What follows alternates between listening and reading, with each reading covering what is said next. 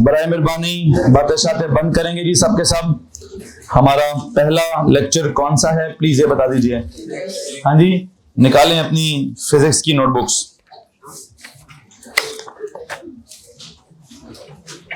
So you know this is O level की class और हम यहाँ क्या पढ़ने लगे हैं जी, फिजिक्स।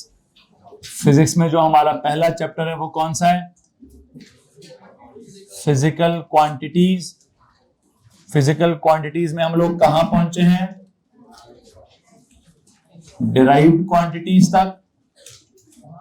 और डिराइव्ड क्वांटिटीज में हम क्या कह रहे हैं कि हमें उनका क्या बनाना होता है, फॉर्मूला बनाना होता है। ये जो डिराइव्ड क्वांटिटीज होती हैं इनका फॉर्मूला बनाने के लिए हमें कौन सा कॉन्सेप्ट इस्तेमाल करना पड़ेगा, प्रोपोर्शनैलिटी का कॉन्सेप्ट इस्तेमाल करना पड़ेगा। और ये जो प्रोपोर्शनैलिटी का कॉन्सेप्ट है, हमने कितने किस्म की प्रोपोर्शनैलिटीज पढ़ी हैं, हमने 2 किस्म की प्रोपोर्शनैलिटीज पढ़ी हैं। पहली प्रोपोर्शनैलिटी को क्या कहते हैं, डायरेक्ट प्रोपोर्शनैलिटी कहते हैं। दूसरी प्रोपोर्शनैलिटी को क्या कहते हैं, इनवर्स प्रोपोर्शनैलिटी कहते हैं।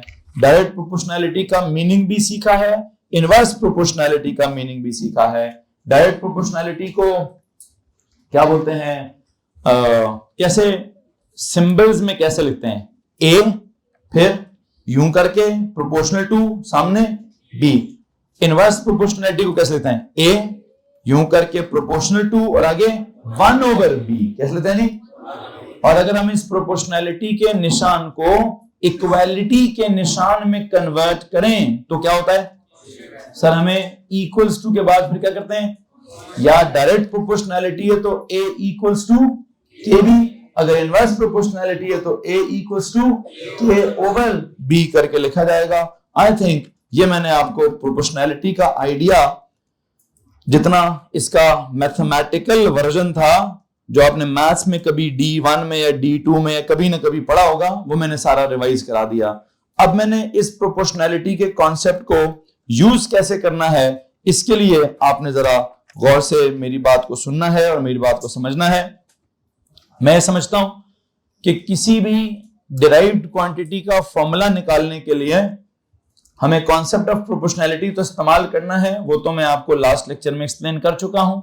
अब जो अगली बात मैं आपके साथ करना चाहता हूं वो क्या है, वो ये है जनाब साहब कि हमें किसी भी डिराइव्ड क्वांटिटी का फॉर्मूला निकालने के लिए, प्रोपोर्शनैलिटी तो बाद में डिस्कस होगी, पहले पता क्या होना चाहिए कि कौन कौन सी क्वांटिटीज का उसके साथ ताल्लुक है। फिर देखेंगे कि किस किस क्वांटिटी के साथ क्या क्या ताल्लुक है। फिर देखेंगे कि जिसके साथ डायरेक्ट ताल्लुक है वो ऊपर लिख दिया जाए और जिसके साथ इनवर्स ताल्लुक है वो नीचे लिख दिया जाए। क्या इस बात में किसी को परेशानी है?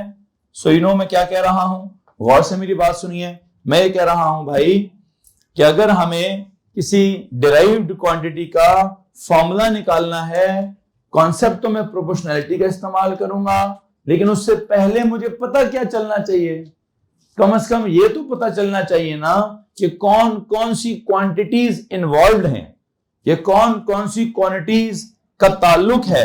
फिर उस ताल्लुक में से देखेंगे यार ताल्लुक सीधा सीधा है कि ताल्लुक उल्टा उल्टा है।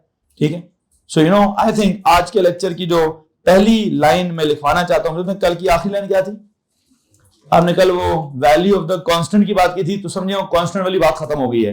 अब मैं अगला लेक्चर स्टार्ट करने लगा हूं और आज के लेक्चर की पहली बात यह है to make a formula of any derived quantity. आज के लेक्चर की पहली बात लिखें जी, to make the formula of any derived quantity. लिखें जी, to make the formula of any derived quantity we need to know, to make the formula of any derived quantity we need to know about all the quantities, we need to know about all the quantities, bracket में लिखें either base or derived, either base और derived, इस बात को bracket में mention कर दीजिए। हमने क्या लिखा? To make the formula of any derived quantity we need to know क्या? We need to know about, क्या लिखा जी? About all the quantities either base और derived affecting it, bracket close कीजिए। We need to know about all the quantities affecting it. अगर मैं bracket के बगैर लिखूं, ब्रैकेट को के बगैर पढ़ूंगा तो जुमला क्या बनेगा? To make the formula of any derived quantity we need to know about क्या? We need to know about all the quantities affecting it. I dot E लगा के लिखें। I dot E means that is factors affecting the quantity, that is factors affecting the quantity। again factors affecting the quantity। पंखे on करवा दीजिए please. सो मैं ये कह रहा हूं कि जनाब साहब, जब भी कभी आपने किसी डिराइव्ड क्वांटिटी का फॉर्मूला निकालना है तो हमने कहा फॉर्मूला के लिए हम क्या कर, पिछला लेक्चर का सीन क्या था? हमें कॉन्सेप्ट ऑफ क्या इस्तेमाल करना है? प्रोपोर्शनैलिटी इस्तेमाल करना है। वो तो करना ही करना है। अभी का सीन क्या है? अब मैं क्या कह रहा हूं? अब मैं ये नहीं कह रहा कि कॉन्सेप्ट ऑफ प्रोपोर्शनैलिटी इस्तेमाल करना है। मैं कह रहा हूं मुझे पता तो होना चाहिए, क्या पता होना चाहिए? कि सर जी उस क्वांटिटी से रिलेटेड और क्वांटिटीज कौन कौन सी हैं। क्या होना चाहिए? सर मुझे कम से कम पता होना चाहिए कि किस किस क्वांटिटी का उसका ताल्लुक है। पहले क्वांटिटीज पता चलेंगी जो उसको अफेक्ट करती हैं, फिर मैं उन क्वांटिटीज का रिलेशन देखूंगा, मतलब प्रोपोर्शन देखूंगा, मतलब डायरेक्ट या इनवर्स प्रोपोर्शन देखूंगा। तो यू नो व्हाट, मैं और पीछे चला गया हूं कॉन्सेप्ट के अंदर कि जनाब बजाय इसके कि मैं आपको सीधा सीधा कहता जी प्रोपोर्शंस रिक्वायर्ड हैं, उससे भी पहले पता तो हो। क्या पता हो? क्या पता करना है सबसे पहले? डायरेक्ट है कि इनवर्स है, बात की बात है। पहले क्या पता करना है कौन कौन उसके साथ, उस क्वांटिटी में इन्वॉल्व कौन कौन सी क्वांटिटी है, उस क्वांटिटी से रिलेटेड कौन कौन सी क्वांटिटी है, उस क्वांटिटी से मतलब कौन कौन से फैक्टर्स हैं जो उसको अफेक्ट करते हैं। जरा बराए मेहरबानी काम कीजिए, जुमले को पढ़िए क्या लिखा हुआ है। आपने लिखा to make what? To make the formula of of क्या? Of any derived quantity we need to know about what? We need to know about all the quantities, चाहे वो बेस है चाहे वो डिराइव्ड है, जो क्या करती हैं? Affecting it. तो यू नो प्रोपोर्शनैलिटी तो बाद में लगती है, सबसे पहले क्या कॉन्सेप्ट होता है? सर जी फॉर्मूला अगर बनाना है किसी डिराइव्ड क्वांटिटी का तो होना ये चाहिए कौन कौन से फैक्टर्स हैं जो उसको अफेक्ट करते हैं, वो पता होना जरूरी है। क्या होना चाहिए जी? फैक्टर्स अफेक्टिंग इट का पता होना जरूरी है। फिर क्या करेंगे? फिर उन फैक्टर्स के साथ 2-3 मिनट देख लें, जहां जैसी फीलिंग है ना कि हबस होने लगी है तो खोल दीजिएगा। सो क्या हो रहा है जी? जब आपको वो फैक्टर्स पता चल जाएं, क्या पता चल जाए? वो फैक्टर्स पता चल जाएंगे कौन कौन से फैक्टर्स हैं। हाँ, फिर क्या कीजिएगा? फिर देखिएगा सर जी उन फैक्टर्स का ताल्लुक जो है वो डायरेक्ट है या फिर आपने रिलेशन बाद में देखना है। तो रिलेशन से भी पहले क्या देखना है? प्लीज बताइए, रिलेशन से भी पहले क्या देखना है? ओ भाई, रिलेशन निकालनी किसके साथ है उसका कम से कम अंदाजा होना बहुत ही जरूरी है। आई थिंक अभी जिस पेज पर आप लोग मौजूद हैं उस पेज के हेडर पर जाएं और उसके हेडर पर क्या लिखें? उसके हेडर पर ये वाली साइंस लिखें कि अगर आपने किसी डिराइव्ड क्वांटिटी का फॉर्मूला बनाना है तो उसके लिए पहला स्टेप क्या है? पहला स्टेप तो ये है कि सर जी हमें क्या पता होना चाहिए कि what are the factors that affect this quantity. फिर उसके बाद क्या होना चाहिए? सर उसके बाद हम पता करेंगे कि उन फैक्टर्स का या उन क्वांटिटीज का उस डिराइव्ड क्वांटिटी के साथ रिलेशन कैसा है, चाहे डायरेक्ट है कि चाहे। आई वांट ये वाली बात जो है जिस तरह से मैंने लिखी है इसी तरह से पेज के हेडर पे लिखे। जिस तरह से मैं ये कहानी आपके दिमाग में बिल्ड कर रहा हूं, आई वुड लाइक ये बात किधर लिखी जाए? ये बात पेज के हेडर पर जाके लिखी जाए।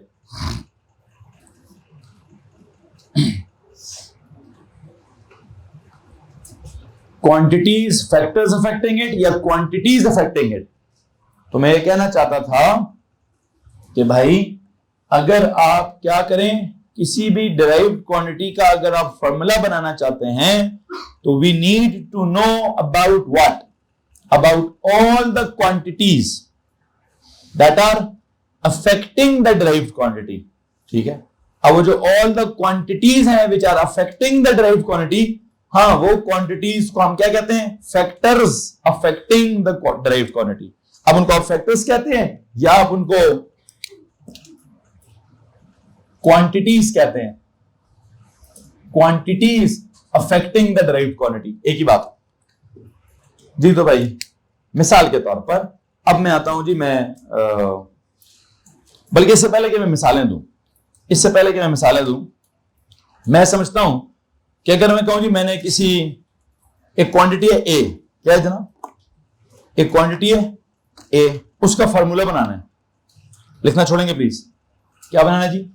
अभी मैं एक्चुअल मिसालें नहीं दे रहा, मैं अपने दिमाग की अज्यूम्ड मैथमेटिकल मिसालें दे रहा हूं। ठीक है, मेरे दिमाग की मिसालें क्या चल रही हैं सुने।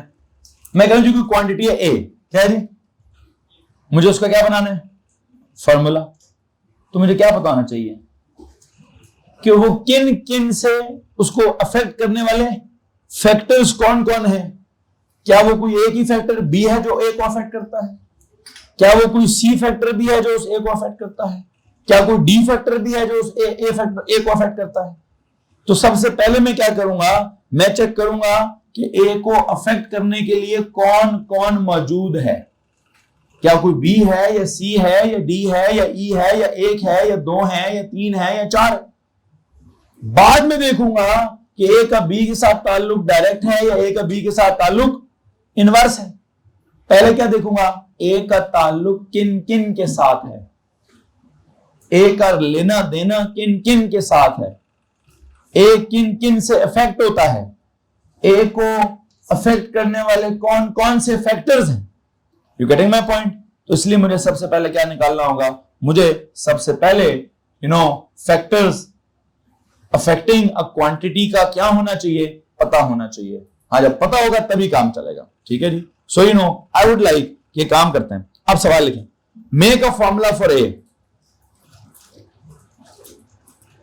Make a formula for A.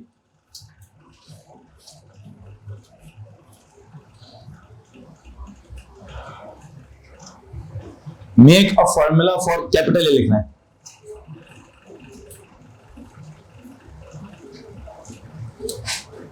If it is affected by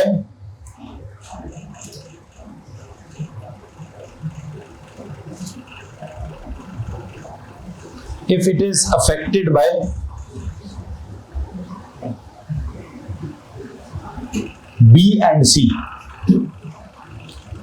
if it is affected by B and C, उसको थोड़ा सा खोल दें। If it is affected by क्या, B and C, ओके। बल्कि क्या इसको ना खोलो, वैसे धूप ही आती है, मैं इधर वाले सारे जितने खोलते हैं वो खुलवा दीजिएगा। ठीक है, क्या लिखा हमने, make a formula for A. तो आगे हमने क्या क्या दिए, इफ क्या, if it is affected by B and C. किसी को मसला इस बात से, affected by B and C. ठीक हो गया जनाब। अब एक काम करते हैं, मैंने किसका फॉर्मूला बनाना है, मैंने बनाना है, इसको ना खोले इमरान, वहां से धूप ही आती है यार। मैंने बनाया make a formula for A, formula for A. तो मुझे सबसे पहले क्या पता होना चाहिए, मुझे सबसे पहले क्या पता होना चाहिए सर जी, what are the factors affecting A. इसका पता होना सबसे ज्यादा जरूरी है।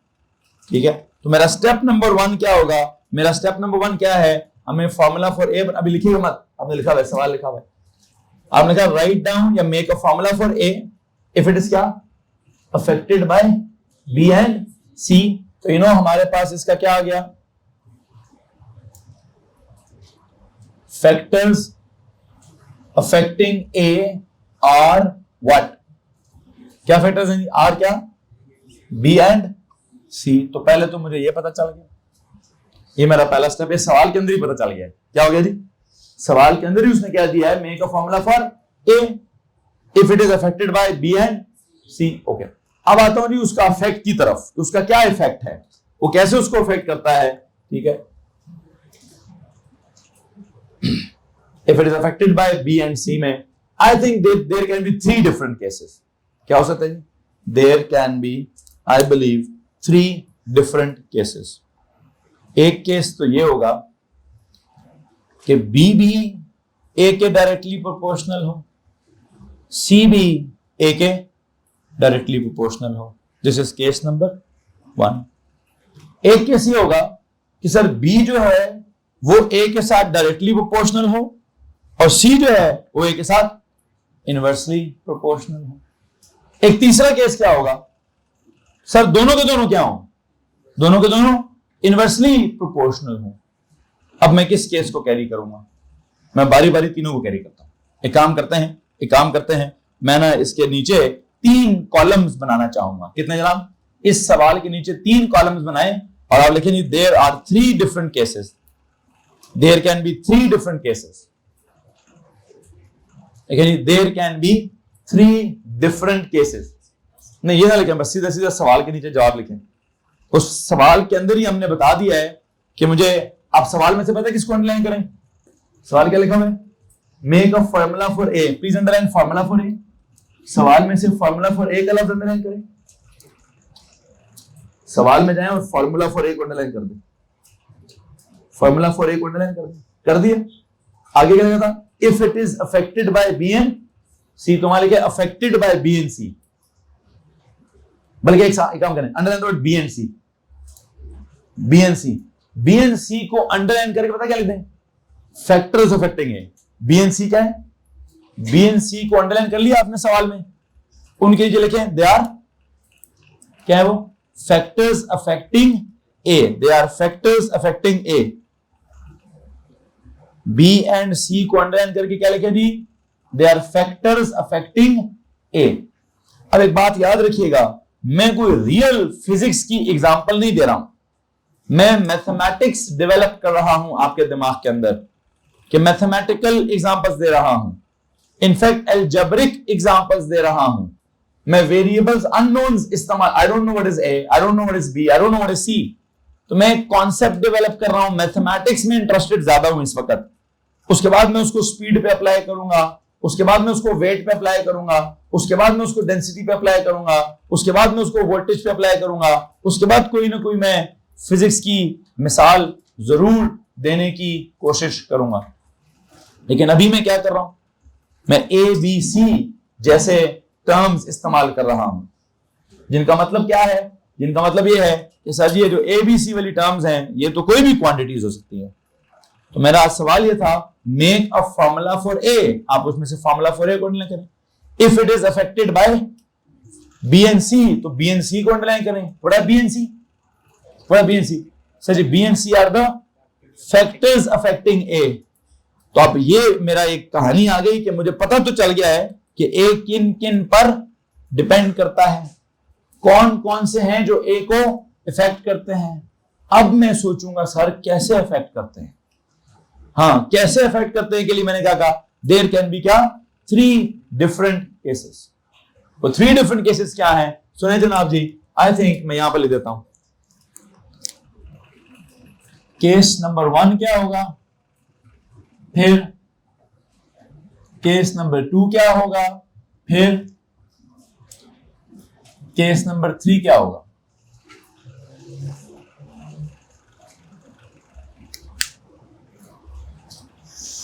केस नंबर 1 में पता मैं क्या कहता हूं कि जी जब मैंने उन क्वांटिटीज को एक्सप्लोर किया तो मुझे पता ये चला कि ए जो है वो बी के साथ भी डायरेक्टली प्रोपोर्शनल है और सी के साथ भी डायरेक्टली प्रोपोर्शनल है। तो एक काम करिए, केस नंबर 1 में जाके लिखिए A is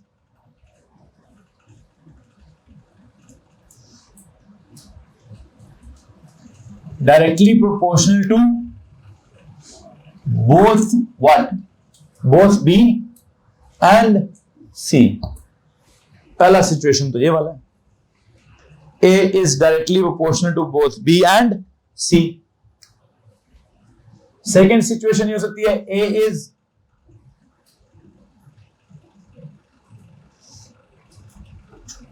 directly proportional to B but inversely proportional to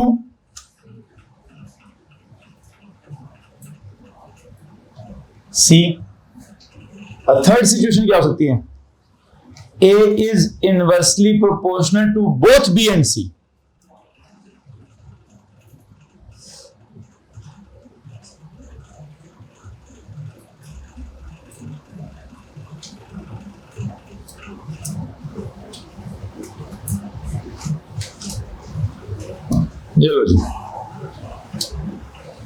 So you know what is happening? I have written some 3 different cases. सवाल क्या था? सवाल यह है, हमने A का फॉर्मूला बनाना है और A का ताल्लुक किसके साथ है? A का ताल्लुक है B के साथ और C के साथ। तो हमें वो फैक्टर्स का पता होना बहुत ही जरूरी है। अब हम देखेंगे कि अगर उसका ताल्लुक B और C के साथ तो क्या क्या ताल्लुक है। मैंने कहा सर या तो दोनों के साथ ही क्या होगा, पहले केस में क्या लिखें? सर जी क्या पता दोनों के साथ ही डायरेक्ट ताल्लुक हो, या फिर क्या होगा दूसरे में क्या लिखें? दूसरे में क्या लिखें? सर जी किसी एक के साथ डायरेक्ट होगा, दूसरे के साथ इनवर्स होगा। ये तीसरे में क्या लिखें? सर जी तीनों के साथ ही क्या होगा? तीनों के साथ, सॉरी दोनों के साथ ही इनवर्स का ताल्लुक हो सकता है। क्या इस बात में किसी को परेशानी है? एनीवन? बच्चों वाला पंखा बंद है? सर जी इसको चेक करें, कोई इमरान को बोले रिमोट स्मोट लाइन इसको ऑन करें। ठीक है, नहीं चल रहा मैं, वो बस ऐसे ऐसे ऐसे बटन ऑन है, रिमोट ले वहां से प्लीज। जी भाई केस 1 की तरफ चलें जनाब। मैं पहले केस 1 से फॉर्मूला बनाऊंगा, फिर मैं कहता हूं इस केस में फॉर्मूला देखेंगे, फिर मैं बताऊंगा इस केस में फॉर्मूला देखेंगे। प्लीज बताइए केस 1 में मैंने क्या फॉर्मूला डेवलप करना है? गौर से सुनिए। ए किस किस के डायरेक्टली प्रोपोर्शनल है? ए बी के साथ डायरेक्टली प्रोपोर्शनल है। ओके, ए सी के साथ भी क्या है? Directly proportional. इन दोनों को मिलाकर कैसे लिखूं? बताओ जी, अगर मुझे इन दोनों को मिला के लिखना तो कैसे लिखूं? अगर ए का बी के साथ भी डायरेक्ट प्रोपोर्शन है और ए का सी के साथ भी डायरेक्ट प्रोपोर्शन है, तो इन दोनों को कैसे इकट्ठा करके कैसे लिखूं? मतलब ए के साथ मैं कहा जी ए is directly proportional to B, पहली बात। A is directly proportional to C, दूसरी बात। मुझे तो ये ए का एक ऐसा फॉर्मूला बनाना है जिसमें मैं बी को भी इन्वॉल्व करूं और जिसमें मैं सी को भी इन्वॉल्व करूं, इकट्ठा लिखना चाहता हूं। अगर मैं इन दोनों बातों को इकट्ठा लिखना चाहता हूं तो प्लीज गौर से सुनिए, इनको इकट्ठा लिखने का तरीका क्या है? सर जी इनको इकट्ठा लिखने का तरीका यह है, A is directly proportional to B and C. Hello जी भाई, यहां से क्या साबित होता है बताओ जी? अगर दो क्वांटिटीज हैं, दोनों क्वांटिटीज ए के साथ डायरेक्टली प्रोपोर्शनल हैं, तो मैं उन दोनों क्वांटिटीज को किधर लिखूंगा? इन द न्यूमरेटर लिखूंगा। लेकिन आपस में प्लस कराऊंगा कि मल्टीप्लाई कराऊंगा? उनको आपस में मल्टीप्लाई कराऊंगा। बात समझ आ रही कि नहीं आ रही है जी? अगर इसका मतलब है A is directly proportional to B and C, A is directly proportional to both B and C.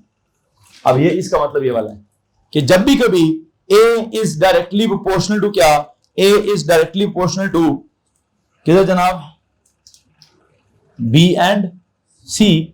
तो जब भी all those quantities which are directly proportional to a particular quantity are written in किधर? Are written in the numerator. आपस में plus या multiply? आपस में multiply. ठीक है, सो क्या सिचुएशन होगी? अगर A is directly proportional to both B and C, तो B and C will be in the numerator being multiplied with each other। इसमें किसी को मसला नहीं? तो जी भाई वो मैं बाद में करूंगा,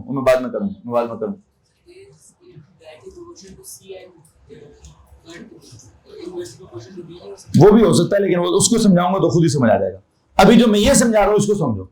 मैं यहां क्या समझाने की कोशिश कर रहा हूं? क्या फीलिंग आती है कि सर अगर दो क्वांटिटीज क्या है, मतलब ए के साथ ए का ताल्लुक है के साथ, दो के साथ बी के साथ भी, और दोनों के साथ कैसा ताल्लुक है? डायरेक्ट है। तो दोनों किधर होंगी सर? दोनों किधर होंगी? दोनों सर न्यूमरेटर में होंगी। जब दोनों न्यूमरेटर में होंगी तो दोनों आपस में क्या हो रही होंगी? मल्टीप्लाई हो रही होंगी। समझ आ रही बात की नहीं आ रही? ठीक है, अच्छा एक काम करें, इधर आगे चलते हैं, इधर देखते हैं क्या होगा। इधर आपको क्या, ए इज डायरेक्टली प्रोपोर्शनल टू, मतलब पहला मीनिंग तो ये आ गया। और आगे क्या, बट क्या, but A is inversely proportional to C. इसमें किसी को प्रॉब्लम है? उसने ये लिखा हुआ है ना। अब अगर उसने ये लिखा हुआ है तो प्लीज बताएं भाईजान, आप इसका क्या मतलब निकालेंगे? कहते जी ए का बी के साथ तो डायरेक्ट प्रोपोर्शन है, लेकिन ए का सी के साथ इनवर्स प्रोपोर्शन है। अब अगर ए का बी के साथ डायरेक्ट है और ए का सी के साथ इनवर्स है, तो उसको कुल मिला के कैसे लिखूं? A is directly proportional to B ऊपर in the numerator and C नीचे इन द डिनोमिनेटर। इसमें किसी को परेशानी है भाई? है? हाँ, A is directly proportional to B but inversely proportional to C. जी, पहले जो समझा रहा हूं उसको सिर्फ उतना समझें, जितना समझा रहा हूं उसको समझें। अगला केस बाद में डिस्कस हो जाएगा। क्या केस समझा रहा हूं? जब मैंने क्या कहा था, जब मैंने कहा था ए का ताल्लुक दोनों के साथ क्या है, बी और सी दोनों के साथ उसका ताल्लुक, बेटा इसका एक छोटा सा रिमोट होता है उसको चेक करो।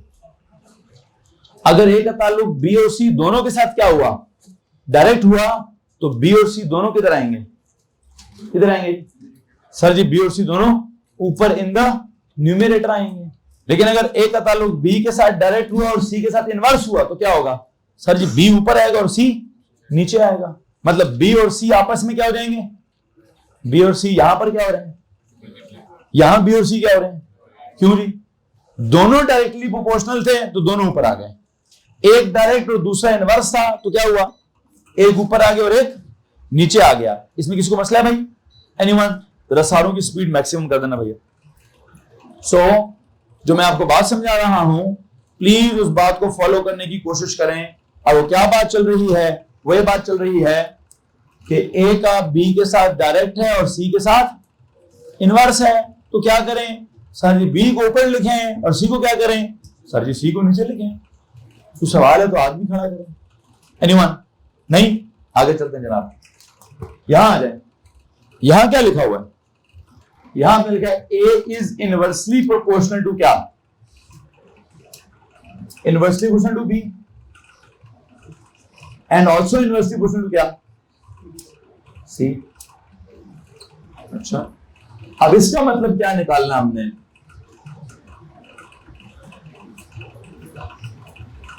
इसका मतलब हम ये निकालेंगे कि sir ji A is directly proportional, नहीं डायरेक्ट तो किसी के साथ नहीं है, बी के साथ भी इनवर्स है, और तो दोनों किधर होंगे? दोनों नीचे होंगे। और दोनों नीचे आपस में क्या कर रहे होंगे? हाँ जी, दोनों नीचे आपस में मल्टीप्लाई कर रहे होंगे। तो इस तरह का मीनिंग लाजमी निकालें जी। खैर बहरहाल ये 3 केसेस अपने कवर करें। मैं इनके साथ कुछ ना कुछ जुमला लिखवाना चाहूंगा। क्या लिखवाना चाहूंगा? गौर से मेरी बात सुनिए। यहां क्या लिखवाऊं? दोज क्वांटिटीज, सुने पहले सुन ले फिर लिख दे।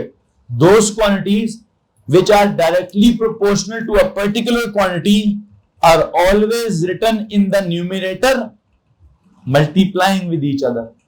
ठीक है, फिर those quantities which are inversely proportional to a particular quantity are always written in the denominator multiplying with each other। यहां क्या लिखूं? If a quantity is directly proportional and the second is inversely proportional, then one is written in the numerator and the other is written in the। क्या मुझे लिखने की जरूरत भी नहीं है, मैंने जो लिखवाना था मैं लिखवा चुका हूं। कुछ सवाल है तो आप खड़ा करें, वो बड़ी लंबी अंग्रेजी हो जाएगी। मैं यहां डायरेक्ट प्रोपोर्शनैलिटी से क्या करूंगा? किधर जाऊंगा जी? इक्वालिटी के अंदर इसको कन्वर्ट करने की कोशिश करूंगा। मुझे लगता है जो मैं कॉन्सेप्ट सिखाना चाहता था वो क्या है कि जो जो क्वांटिटीज डायरेक्टली प्रोपोर्शनल हैं वो किधर जाएंगी? वो ऊपर न्यूमरेटर में जाएंगी। और जो जो क्वांटिटीज इनवर्सली प्रोपोर्शनल हैं वो किधर जाएंगी? वो डिनोमिनेटर में जाएंगी। अगर ऊपर, बल्कि मैं इसके बाद एक और केस भी लिखवाता हूं। एक काम करें, इधर ऐसे ने एक लंबा जुमला लिखना, पूरा इधर तक आएगा जुमला, ठीक है? यहां तक लाएं, वहां से लेकर एक सेंटेंस लिखना है और यहां तक लाना है। क्या लिखें? देखिए, those quantities those quantities which are directly proportional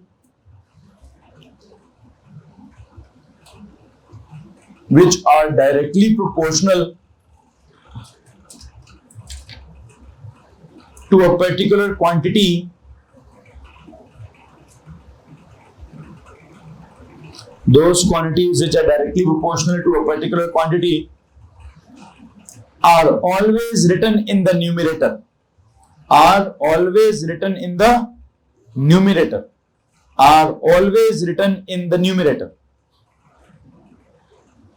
Are always written in the numerator. Whereas,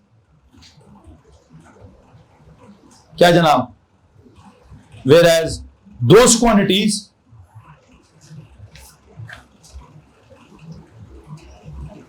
which are inversely proportional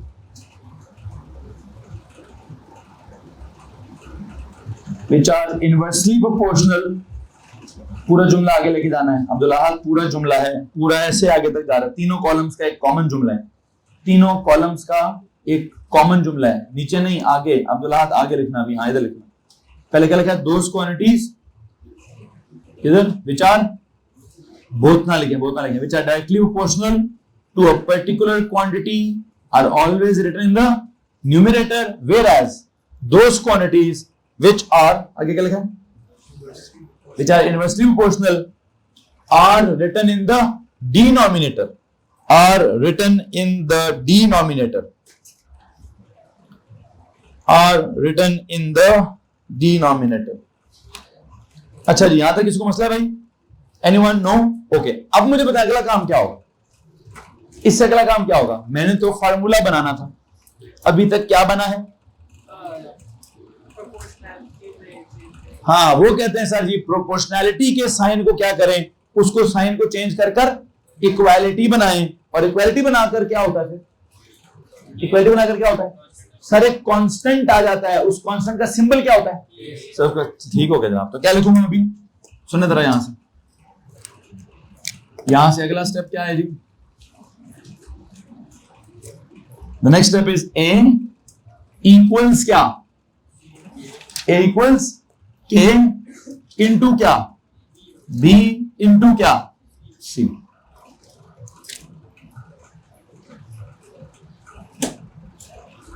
और अगर मैं यहां जाता हूं तो क्या करूं? ए प्रोपोर्शनैलिटी की जगह इक्वल लिखूंगा तो क्या लिखूं? के ऊपर के नीचे? सर के तो हमेशा ऊपर ही लिखते हैं। के आगे इंटू क्या? Into b which is over क्या? Which is over c. और अगर आप यहां से आगे जाते हैं, यहां जरा गौर से सुनने वाली बात है यार। ए प्रोपोर्शनैलिटी का इक्वल्स वेयर इज के? के इज ऊपर, के इंटू वन, के ओवर क्या? बी इंटू सी। जी तो भाई आई थिंक जो मैं आपको समझाना चाहता था मैं आपको समझा चुका हूं। आप अपना सवाल पूछें, ऊंचा बोलेंगे तो समझ आएगा। अब ये तो आप मैथ्स में जाके सीखेंगे, हैं जी। ये तो बहुत प्योर मैथ्स है कि जो के है बी और सी दोनों से होता है या के बी सी होता है, कौन बनेगा करोड़पति, हैं जी। ए इक्वल टू के बी सी, अमिताभ बच्चन बनेंगे करोड़पति, ठीक है। खैर जो भी है, खड़े में गए। क्या कह रहा था वो भाई? मुझसे पूछ रहे हैं, क्या पूछ रहे हैं? वो कहते हैं सर ये के किस किस से मल्टीप्लाई होगा? यार ये तो जाती है, वैसे ये सवाल जाती है जी। ये मैथ्स का सवाल है और प्योर मैथ्स का सवाल है और छठी क्लास के मैथ्स का सवाल है, D1 की मैथ्स का सवाल है जी। सर ने मैथ्स कहां से स्टार्ट किए?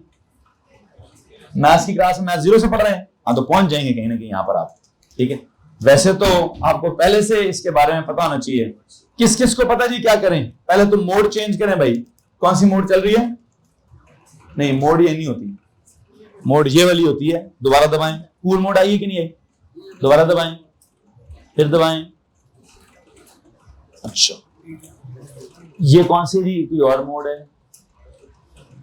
ये वाली कूल मोड है, ठीक है। इसके लिए आप टेम्परेचर नीचे ले जाएं, इसकी स्पीड को मैक्सिमम पे ले जाएं, ठीक है। बच्चों जिस किसी के भी आसपास आपके एसीज हैं, प्लीज उनका मोड लाजमी चेक करें। उसका मोड चेक करो, क्या लिखा है। वो अंदर छोटा सा कुछ लिखा होगा 16 के नीचे कूल लिखा हुआ है, बस ठीक है। उसकी स्पीड ऊपर से दबा के मैक्सिमम कर दें। बच्चों वहां भी प्लीज चेक करिए, उसके मोड पे कूल लिखा होना जरूरी होना चाहिए। लिखा हुआ है नीचे, बस चलो ठीक है जी जी जी जी जी। कहां पहुंचे जी? कर्टन्स भी बंद कर दें प्लीज, बाहर से रोशनी भी ना आए। मैम तकदीस उसका भी कर्टन्स बंद करें। कहां पहुंचाई हमने बात? भाई मुझसे केबीसी पूछ रहे थे। बेटा ये तो मैथ्स होती के into B into C is KBC, लेकिन अगर होता के इंटू बी प्लस सी तो आपका मैथ्स का एक सवाल डेवलप होता है। वो क्या सवाल है जी? पेज के हेडर पे जाओ भाई प्लीज बच्चों, सबके सब के पेज के हेडर पे जाएं। पेज के हेडर पे जाके आपको थोड़ी ओ लेवल वाली मैथ्स सिखानी है। ओ लेवल की मैथ्स क्या होती है? एक सवाल है के इंटू बी इंटू सी, एक सवाल है के इंटू बी प्लस सी। क्या जनाब? के इंटू बी इंटू सी और एक के इंटू बी प्लस सी। सुनिएगा गौर से, इट इज एक्चुअली के ब्रैकेट्स बी ब्रैकेट्स सी। आपको पता ना मल्टीप्लाई का मतलब ब्रैकेट होता है बच्चों, मल्टीप्लाई का मतलब ब्रैकेट होता है कि नहीं होता है? ठीक है, तो K bracket B bracket C. What is this now? So this is K B C. Any problem with this? On the other hand, अगर मैं यहां कहूं कि इसका मतलब कौन से वाली, इसका मतलब क्या है? इसका मतलब के ब्रैकेट्स, अगर मैं कहूं इसका मतलब है बी प्लस सी वाली पूरी ब्रैकेट। अगर आप इसका ये वाला मतलब निकालते हैं कि इस मल्टीप्लाई का मतलब है बी प्लस सी के साथ, दोनों के साथ, अब क्या होगा? अब आपका सवाल वैलिड है कि सर जी के किससे होगा? बी से भी होगा। फिर के किससे होगा? जब ब्रैकेट के अंदर प्लस हुआ या ब्रैकेट के अंदर माइनस हुआ तो क्या होगा? तो आप करेंगे सर जी क्या, के को बी से भी करें तो के बी, के को सी से भी करें तो के सी। वैसे इसके एक और मतलब भी है। अगर कोई कहता है नहीं नहीं सर ऐसे नहीं, ये ब्रैकेट आपको किसने कहा है यहां है। अगर कोई बच्चा कहता है सर जी ब्रैकेट किधर है, ये ऐसे है, के ब्रैकेट बी ब्रैकेट प्लस सी, तब क्या आंसर होगा? तब आंसर है के बी प्लस सी। अब एक बात पे गौर करेंगे, इस बात पर मैंने यहां क्या लिखा है? इक्वल्स टू लिखा है। क्या लिखा है? Equals to. इसका मतलब क्या है? कि ये बिल्कुल करेक्ट आंसर है। के मल्टीप्लाई बाय बी, ये अलग आ गया, प्लस सी अलग आ गया। ये मैंने क्या लिखा है? ये मैंने इक्वल्स टू लिखा हुआ। ये एक निशान होता है जिसका मीनिंग होता है इंप्लाइज दैट। अगर इसकी इंप्लीकेशन ये है कि ब्रैकेट्स इधर हैं तो जवाब ये है। हाँ जी, तो समझ आ रहा है? थोड़ी सी मैथ्स है भाई। कैसी मैथ्स है? इस मैथ्स में किसी को प्रॉब्लम नहीं होना चाहिए। क्यों? कौन सी मैथ्स है ये? Sir A into B into C is equal to A B C, that's it. लेकिन इसके दो, इस वक्त इसका एक्चुअल मीनिंग कौन सा है? ये वाला एक्चुअल मीनिंग है। कैसे एक्चुअल मीनिंग है? कि सर ब्रैकेट इधर, मतलब मल्टीप्लाई इधर है तो ब्रैकेट इधर होगी ना, के बी करें सी अलग करें। लेकिन अगर मैं कहूं नहीं नहीं नहीं, क्या पता सवाल है कि नहीं नहीं यार ब्रैकेट इधर है, तो फिर वैसे करेंगे। मैंने यहां जानबूझ के इक्वल्स नहीं लगाया क्योंकि उसका इनिशियल मीनिंग ये वाला है। लेकिन अगर बल्कि काम करता हूं, इसको ऐसे लिखूंगा यार,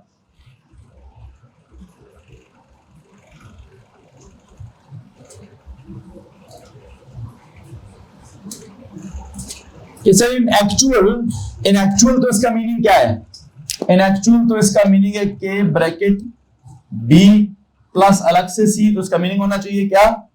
के बी प्लस सी। अब मैं कहूं अगर क्या हुआ सर, अगर कुछ ऐसा सवाल हुआ लाइक के मल्टीप्लाई बाय बी प्लस सी, तब क्या होगा? हाँ तब क्या होगा सर? तब आप इसको क्या करेंगे? और बच्चे ने पूछा सर किस किस से मल्टीप्लाई करेंगे? भाई ब्रैकेट के अंदर हर किसी से मल्टीप्लाई करेंगे। दैट इज के इंटू बी प्लस के इंटू सी, दैट इज क्या? के बी प्लस के सी। तो सवाल पैदा होता है। हाँ जी, तो क्या है, के इंटू बी इंटू सी, के बी सी, के इंटू बी अलग हो गया प्लस सी अलग हो गया। किसी को पता है इसको क्या कहते हैं? इसको मैथ्स में क्या कहते हैं? कौन सा कॉन्सेप्ट है ये? इस कॉन्सेप्ट का नाम क्या है कि पहले मल्टीप्लाई करें फिर प्लस करें। तो बॉर्ड मैथ्स टाइप इसको कहते हैं कि उस बॉर्ड मैथ्स में m फॉर मल्टीप्लीकेशन पहले आती है, फिर a फॉर एडिशन बाद में आती है। लेकिन अगर कोई कहे जी सर वो उस मल्टीप्लीकेशन से पहले ब्रैकेट ओपन आती है, तो अगर ब्रैकेट लगी होती तो मैं इसको इससे अलग करता, उसको उससे अलग करता। इसको मसला तो आप अलग कर दीजिए। आई थिंक अब ज्यादा बेहतर 3 सिचुएशंस हैं। इसका आंसर कुछ और है, इसका आंसर कुछ और है, इसका आंसर कुछ और है। इसको मसला है इस बात से। प्लीज अपने पेज के हेडर पे जाकर ये 3 चीजें लिखिए।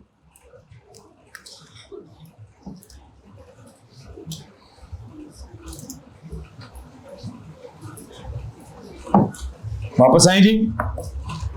तो क्या क्या था भाई, क्या पूछ रहे थे आप? सर कौन किस किस से मल्टीप्लाई हो रहा है? तो आपकी इतला के लिए अर्ज है कि इसको एंड पे कैसे लिखेंगे। ए का फॉर्मूला क्या है? ए इक्वल्स के बी सी।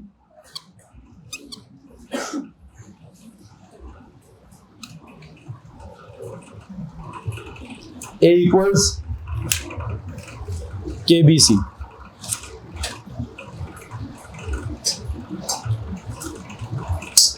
ओके, यहां क्या बनेगा ये? ए इक्वल्स, हाँ यहां भी सवाल है जी। अब भाई पूछेंगे सर के ऊपर से मल्टीप्लाई होगा कि के नीचे वाले से मल्टीप्लाई होगा? हाँ जी, ये मल्टीप्लाई है, ये बी ओवर सी है। इसके नीचे क्या है? के ओवर 1। तो के इंटू बी, ऊपर क्या आएगा? के बी। इसके नीचे वाला 1 इंटू सी, सी, तो के बी ओवर सी।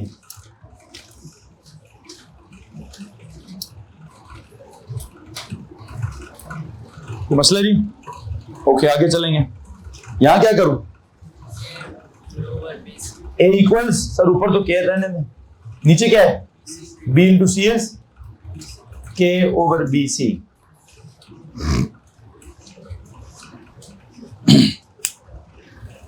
अगर किसी को मसला है तो प्लीज हाथ खड़ा कर दीजिए। एनीवन? जल्दी से नोट डाउन करेंगे जी।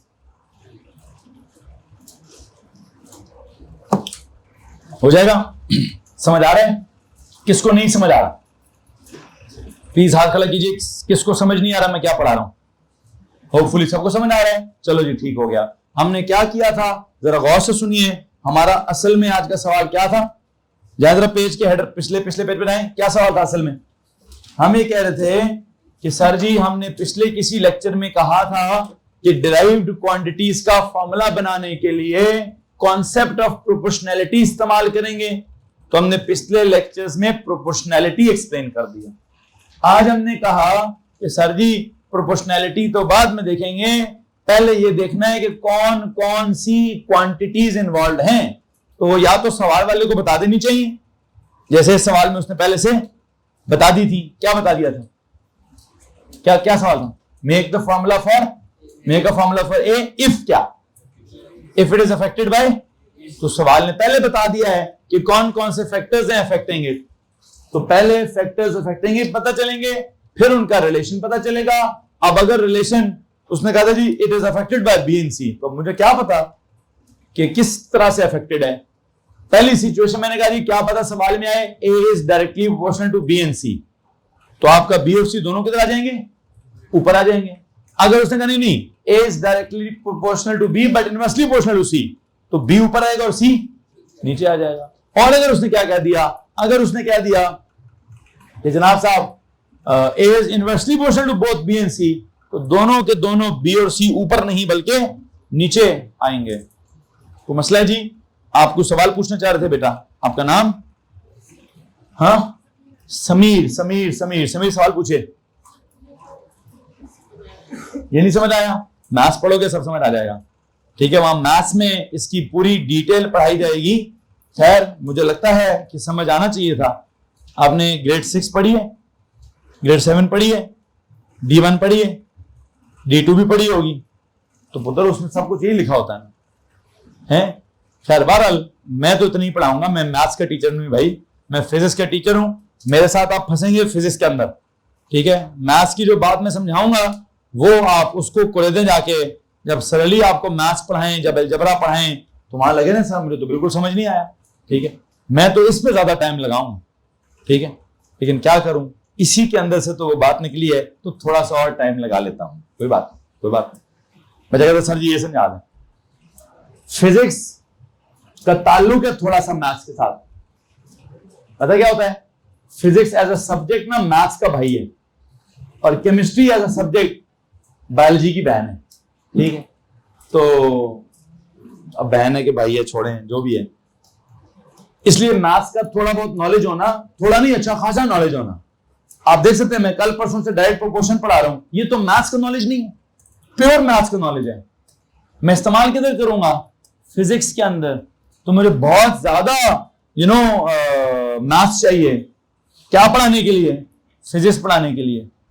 तो फिजिक्स के अंदर ये वाली चीजों का पता होना चाहिए। मैं तो दोबारा रिव्यू कर लेता हूं। अगर लिखो तो 2 मल्टीप्लाई बाय 3 मल्टीप्लाई बाय 4, तो आप क्या आंसर निकालते हैं? अगर 2 इंटू 3 इंटू 4, 2 को 3 से मल्टीप्लाई करें 6 को 4 से मल्टीप्लाई करें तो बता सकते। तो लिखा हुआ है a इंटू बी इंटू सी, तो क्या होगा a bracket b bracket c, मतलब ABC।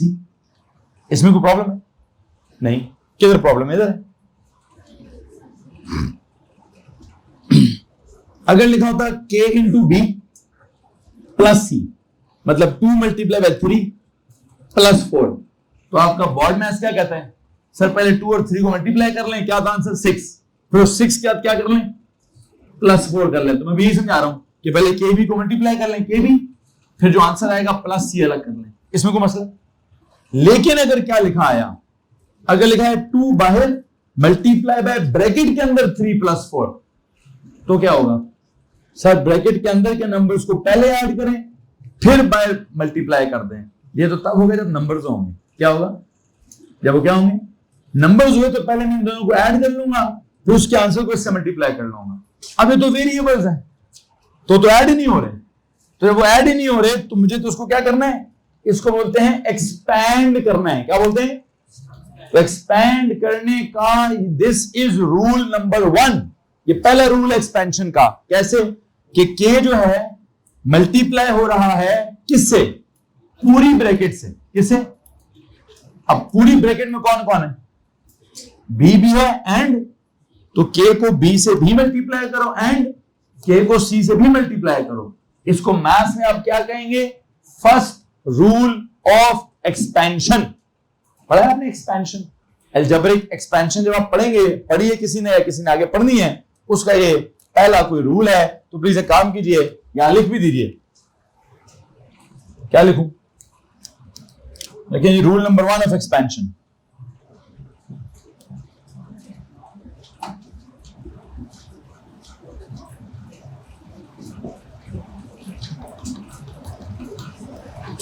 Rule number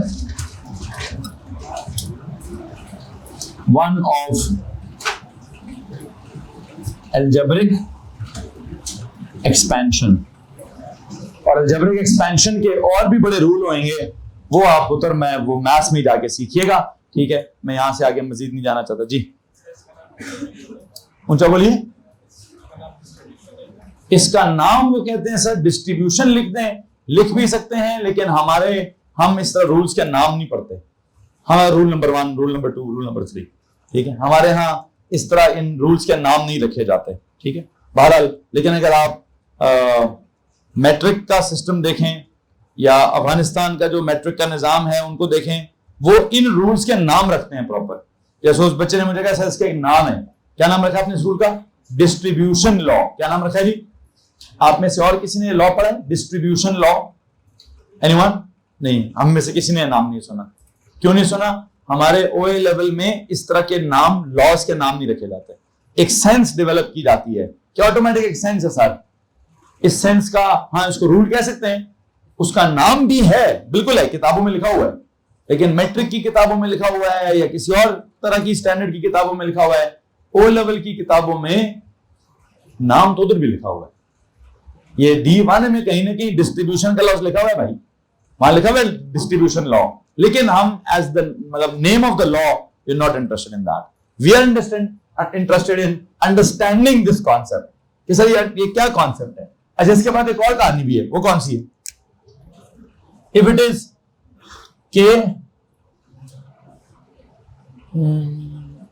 k plus L multiply by b plus C, अब क्या होगा? चलो अब जाने इतनी मैथ्स है तो खड़े में गई फिजिक्स, मैथ्स ही पढ़ो। k plus L multiply by b plus C, क्या नाम है समीर साहब, आप समझाएंगे? जी समीर साहब, क्या करूं? अब इधर भी ब्रैकेट है, उधर भी ब्रैकेट है, इधर भी ब्रैकेट के अंदर दो टर्म्स हैं, उधर भी ब्रैकेट के अंदर दो टर्म्स हैं। अब क्या होगा? अब पहले k को क्या करोगे? पहले k को b प्लस सी से मल्टीप्लाई करेंगे, फिर क्या करेंगे? फिर सर l को b प्लस सी से मल्टीप्लाई करेंगे। You getting this thing?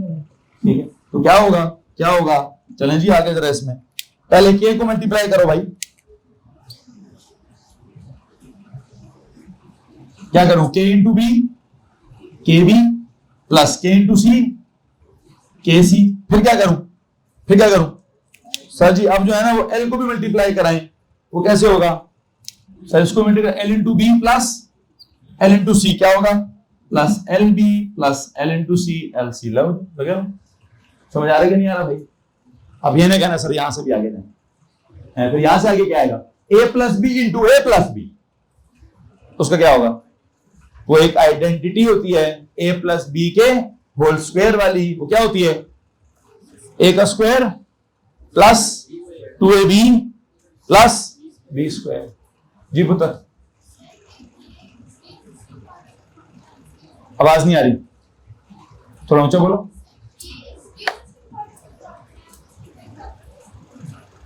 के लिखा है, k प्लस एल लिखा है और आगे b प्लस सी लिखा है, प्री एग्जिस्टिंग और after existing. What do you mean by this?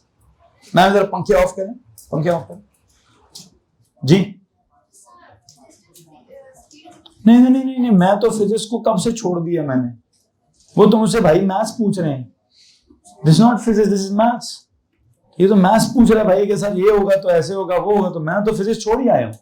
ठीक है, वो बच्चों मेरे को मैथ्स ही नहीं आती है, तो मुझे तो मैथ्स चाहिए। फिजिक्स में तो मैथ्स के बगैर काम ही नहीं होगा। तो मैंने कहा जी फिजिक्स को छोड़ो, पहले मैथ्स पढ़ो। के क्या है तो बी क्या है तो सी क्या है। मैथ्स में एक्स होता है तो वाई होता है तो जी होता है, ए होता है, बी होता है, जो वेरिएबल्स है। तो मैं वो वेरिएबल्स की कुछ कहानी समझा रहा हूँ बस यार, यहां से आगे मजीद जाने का मेरा दिल नहीं कर रहा भाई। ठीक है, इससे ज्यादा दिल किया तो फिर सर अली को कहूंगा सर छुट्टी करें, रेस्ट करें, मैथ्स भी नहीं पढ़ा लेता हूँ। ठीक है, तो ओ लेवल वालों को मैथ्स का कोई खास शौक नहीं है मुझे, वो वहीं से पढ़े, बहुत ज्यादा मैथ्स होती है जी। ए लेवल में पढ़ाऊंगा, ए लेवल में मैथ्स का शौक मैं खुद ही पूरा करता हूँ। ठीक है जी पुत्र।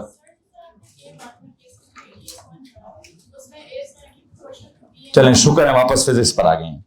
मैम कहते हैं सर जी बहुत हो गई मैथ्स, वापस हैं फिजिक्स पर। फिजिक्स का सवाल पूछे जी, पूछें आज।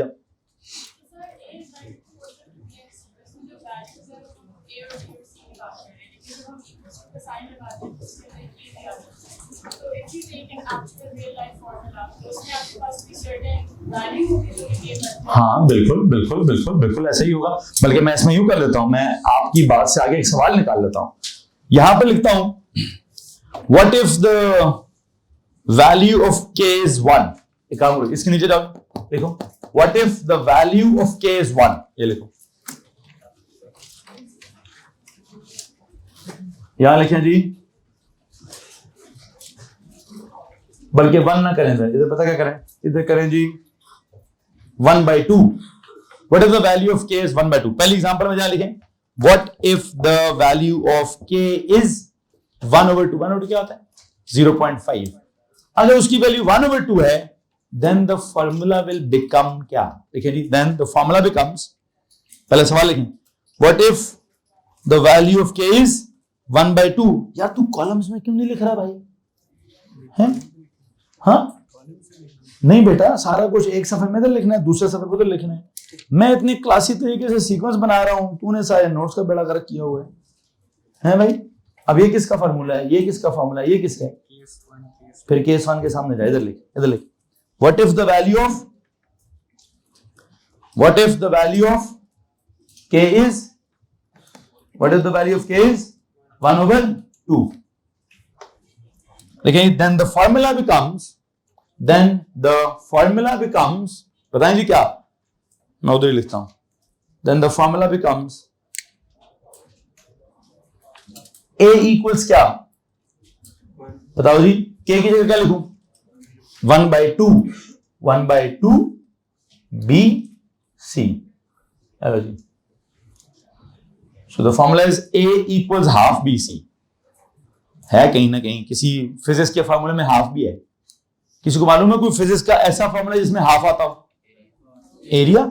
हाँ चलो, या तो एरिया में area of a triangle is half into base into height.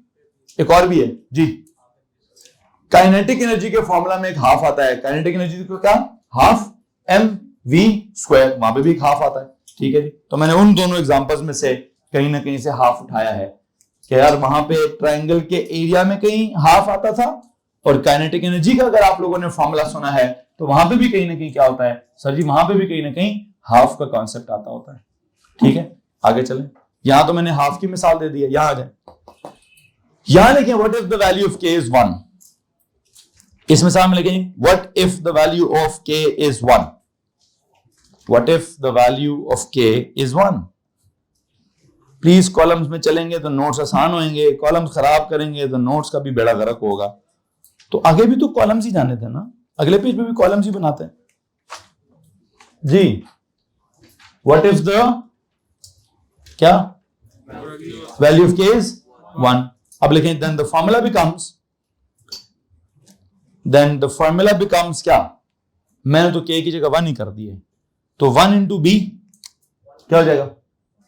सुना था, एरिया इज इक्वल टू क्या, 1 multiply by B over C. What does it become? That's it, 1 गायब. 1 into B is B over C. तो मैं क्या लिखूंगा, मैं तो यहां पर इसको गायब ही कर दूंगा. 1 into B is B over C. तो कुछ फार्मूले ऐसे होंगे, कुछ फिजिक्स के फार्मूले ऐसे होंगे जिनमें अगर कांस्टेंट आ भी गया तो उसकी वैल्यू क्या हो जाएगी, 1. अगर उसकी वैल्यू 1 हुई तो मैं बीच में से गायब कर दिया करूंगा. समझ आ रहा है कि नहीं आ रहा है? ठीक है. अगर वैल्यू हाफ थी तो वो हाफ आ जाएगा, अगर वैल्यू 1 थी तो 1 वाला क्या हो जाएगा, वो खत्म ही हो जाएगा. ठीक है जी. किसको? हाँ लिख सकते हैं. यहां आ जाइए, थर्ड वाले में है. यहां क्या करूं, वहां लिखा 1/2, फिर लिखा 1, यहां लिखे what is the value of K is 10. What is the value of K is 10. यहां लिखे G what if the value of K is 10. अगर यहां 10 हुई वैल्यू तो क्या होगा, देन द फॉर्मूला बिकम्स क्या, ये वाला फॉर्मूला क्या बन जाएगा,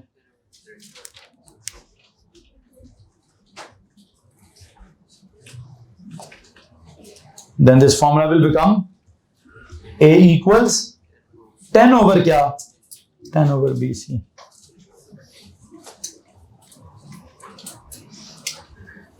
तो जो K है, जिसको आप कांस्टेंट ऑफ प्रोपोर्शनैलिटी कहते हैं, लेट मी टेल यू कि इस कांस्टेंट ऑफ प्रोपोर्शनैलिटी की जो वैल्यू होती है मोस्टली पता है क्या होती है, 1 होती है. फिजिक्स में इस के की वैल्यू क्या होगी? अब आप इस बात को अपने सारे टेबल्स, अब टेबल खत्म है जी, अब वो कॉलम्स खत्म है, अब कॉलम्स के एंड पे जाएं और वहां एक स्पेशल नोट लिखें, या तो कॉलम के एंड पे स्पेशल नोट लिखें, या जिस पेज पर हैं उसके हेडर पर अगर जगह है, ये स्पेशल नोट है भाई. मैं क्या लिखवाना चाहता हूं, लिखवाना तो मैं पेज के हेडर पे जाता हूं अगर जगह है तो. अगर आपके पेज के हेडर पे जगह है तो आप वहां क्या लिख सकते हैं. कुछ लोगों ने यहां कुछ पेज के हेडर पे लिखा हुआ है, उनके पास यहां इतनी जगह खाली है, वो या तो इधर लिख दें, या फिर अगर क्या आपको लगता है कि सर ऊपर तो जगह खत्म हो गई है तो फिर एंड पे जाके जहां टॉपिक खत्म हो रहा है वहां जाके एक नोट लिखें. क्या नोट लिखवाऊं, बताइए क्या नोट लिखवाऊं. द वैल्यू ऑफ के, the value of K is mostly, the value of के मतलब क्या, constant of proportionality. The value of के ब्रैकेट में लिखे constant of proportionality. The value of के मतलब द कांस्टेंट ऑफ प्रोपोर्शनैलिटी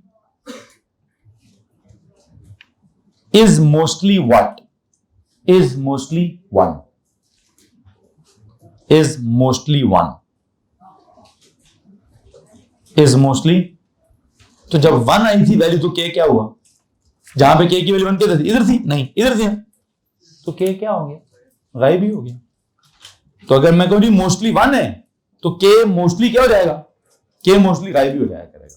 ठीक है, बहुत सारे फॉर्मूले जब मैं बनाऊंगा तो आप वहां पर एक चीज ऑब्जर्व करेंगे कि के की वैल्यू क्या आएगी, के की वैल्यू 1 होगी, तो जब 1 होगी तो क्या हो जाएगा, अल्टीमेटली वो गायब ही हो जाएगा। खैर कब क्या होगा कब क्या नहीं होगा वो तो जब होगा तब पता चल जाएगा। है जी, किसी को मसला है जी बता।